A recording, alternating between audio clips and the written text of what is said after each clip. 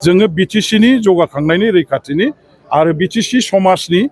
जाथि जनगोष्ठीनि खामानि मावनांगौ आंना उद्देश्यआ बेल' बावहाय आं मन्थ्रि जानाय मन्थ्रि जायै बे आंनि जेबो इसु नङा आंनि मोनसे दाबि दावाबो नङा आरो बेखौ लानानै आङो कुनु नेताजों कुनु कर्मीजों कुनु लोगोफोरजों सावरायनायबो आंनिफ्राय नोंथांमोना खोनानाय नङा आरो इयुनावबो आं सावराया निस्सय थागोन मोनसे जिल्लायाव सासे मोनोबा मोजां मोनबा जिल्ला दं जिहेतु मोनबा जिल्लायावबो जोंहा मन्थ्रि जानो हानाय जोंनि गोबां गागि गोरों आखा फाखा दैदेनगिरिफोरानो देरहालांबाय बिथांमोनखौ जोङो साफा मोनफा जिल्लायाव दायित्व होनानै खामानि मावहोनो हानाय बायदि मोनबा जिल्लानि साबा मन्थ्रि मोनबाथ' मोजां आरो बेखौनो हयथ' जोंनि दैदेनगिरिया रायलायगोन दाबि खालामगोन आरो उनाव बेसेबां मोना बे आलादा बाथ्रा खिन्थु मोनसे खोथाया बे जोंना लक्ष्यआ उद्देश्यआ बिटिसिखौ गोख्रों खालामनाय रैखाथि होनाय बिटिसिखौ फारफ्रोमबो बिथिङाव जौगाखांहोनाय आरो बिटिसि समाजखौ जोङो जाथि जनगोष्ठीनि गेजेराव गोरोबलायनाय खौसे सान्थि आरो आवगायलांनाय डेभेलप जानाय बेल' जोंनि मोनसे उद्देश्य मन्थ्रिया बेसेबां मोना बे जोंनि उद्देश्य नङा जोङो बिसायख'थियाव बिपिएफआ इउपिपिएलखौ फेजेनाखै इउपिपिएलखौ गाज्रि फेजेनदों जोबस्रांहोदों धंस खालामदों होनोबा बिटिसिनि आइ आफा भट होग्रा रायजो राजाफोरसो रायजो राजाफ्रा थगायनानै राजनिथि खालामनायखौ मोजां मोना खुगायावल' गोदै गोथाव गिदिर बाथ्रा बुंलानानै आन्दायद्ला होनानै आखाइजों जेबो मावै मोगथाङाव जेबो जाफुङै बेबायदि खान्थिनि राजनिथिखौ बिटिसि ओनसोलनि आइ आफा रायजो राजाफ्रा मोजां मोना 5 बोसोराव मोनसे एक्सपेरिमेन्ट खालामदोंमोन इउपिपिएलखौ सरकाराव फज'नानै 5 बोसोर थांनाय बिथांमोननि सरकारनि आमोलाव बिथांमोनहा जेरैबायदि बाथ्रा बुंबाय अख्रांनि हाथरखि थुख्लायनाय बाथ्रा सिमाङावबो जाया मोगथाङावबो जाया माखासे बाथ्राफोरखौ जबानफोरखौ होनानै जेरैबायदि खामानि मावगोन होननानै फोसावबाय जेखौनाखि बिथांमोनहा जिन्दगि मावनो हाया आरो बेनि थाखाय दिनैहाय रायजोफ्रा जबाब बिदों जे नोंसोर जे इसिबां मावनायनि बाथ्रा बुंदोंमोन इसिबां जे जबान होदोंमोन बिनि मोनफा उदाहरनखौ होलाय बिनि मोनफा गासैबो माने मावनायनि फिथाइखौ देखायलायसाय दिनै बिथांमोनहा होनो हाया आरो बेनि थाखाय बिथांमोनखौ रायजोफ्रा माने फोथायखेबस' खालामदों थगायदों आरो बिथांमोनहा गावसोरखौल' नायदों बिटिसि आइ आफा रायजो राजाखौ नायाखै बिथांमोनहा फोथायजाथाव लिडार नङा बे दला फोथायजाथाव दल नङा आरो बे दलनि दारै जेबो जाया बे दलनि दैदेनगिरिफोरनि दारै जेबो जाया नैबेखौ रायजोफ्रा 100% दिनैहाय प्रमान सहकारि मोननानै दाख्लैनि बिटिसिनि इलेक्सनावनो जोगारखादों एमएलए इलेक्सननि दारै जोगारदों बे नङा बिटिसि इलेक्सनावनो जोगारखादों बिटिसि इलेक्सनाव गाज्रि रोखोमै जेनदों आरो बेखायनो दिनै राजनिथियाव रायजोआसो राजा रायजोआसो भट होगोन आरो रायजोनि भटजोंसो देरहानो हागोन रायजोखौ गोसोआव दुखु दावदाब होयोबा रायजोखौ थगाय थसि खालामोबा रायजोनि साननाय हनायखौ फेलें खालामोब्ला बेवहाय रायजोफ्रा भटदाता रायजोफ्रा बेखौ माब्लाबाबो निमाहा होआ आरो बेखौ माब्लाबाबो नैथि खेबनि थाखाय सायख'नानै गोहोआव लाबोआ आरो बेखौनो थांनाय बिटिसि इलेक्सनाव रायजोफ्रा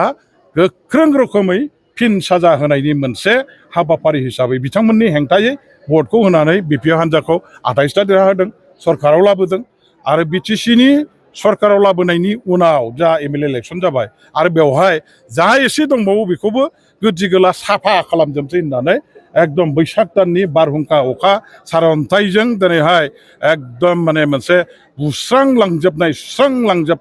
बेबायदि मोनसे थासारिखौ एमएलए इलेक्सनाव रायजोफ्रा इउपिपिएलनि थाखाय खालामदों आरो बिसोर माब्लाबाबो जाखां हाला जोबस्रांबाय बिसोर धंस जाबाय राम नाम सत्य है बेनि बादै आरो दस्रा जेबो गैला माने देरहासारनायनि माबा हिसाबै एचिभमेन्टनि मोनसे एग्जाम्पल हिसाबै जों बेखौ बुंनो हायो सरकार हिसाबैथ' जोङो बिटिसियावबो दं आसामावबो दिनै एनडिएआनो सरकार बानायगोन बे हिसाबै मोननैबो सरकाराव जोङो दिनै थानानै आरोबाव सरकार सालायसिगोन बिसिडिसि टिसिएलटिसि जोंनि आखायाव थाजोब्बाय बेवहाय दिनै बिपिएफनि बादै दस्रा पार्टिनि बाथ्रा रायजो राजाफ्रा खुनुदिन रावबो सिन्था खालामनाय नङा बिपिएफनि अनगायै सोरबा इउपिपिएल सोरबा कंग्रेस सोरबा माबा गुबुन दल जे दं बेफोर हान्जानि बाथ्रा खोथाखौ दिनैसिमहालागै जायफ्रा बेफोर हान्जाफ्राव दंमोन अब्लाबो बिथांमोनहा बे हान्जाफोरखौ बावजोबसिगोन गारजोबसिगोन आरो बिपिएफखौनो मोनसे आंगो गावबागाव बेनि रायजोफोरनि ओनसोलनि दल हिसाबै गनायथि लागोन आरो बे जोंनि इलेक्सननि दारैहाय मोनसे बिग एचिभमेन्ट होननानै आं साननानै लायो दा बेखायनो जोङो नैबे इलेक्सनाव देरहानायनि थाखाय जेसेबां गोजोननाय दं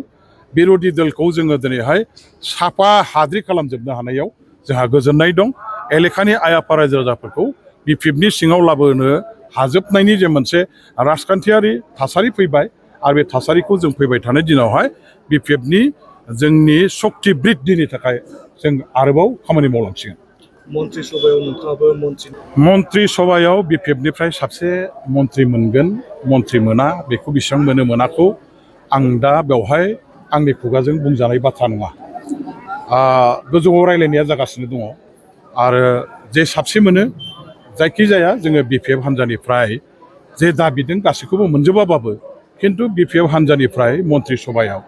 जोंहा बेयाव माने जोंनिनो गोदानै दा आथिखालाव देरहालांनाय एमएलएफोरनिफ्राय जोङो सायख'नानै मन्त्रि सभायाव जों मन्त्रि खालामनायनि हाबाफारिखौ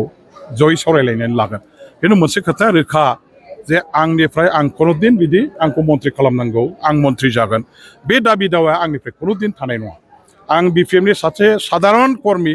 साधारन मावथि हिसाबै रायजोफोरनि गेजेराव थानानै खामानि मावबोनाय सासे आङो बिपिएफनि कर्मिसो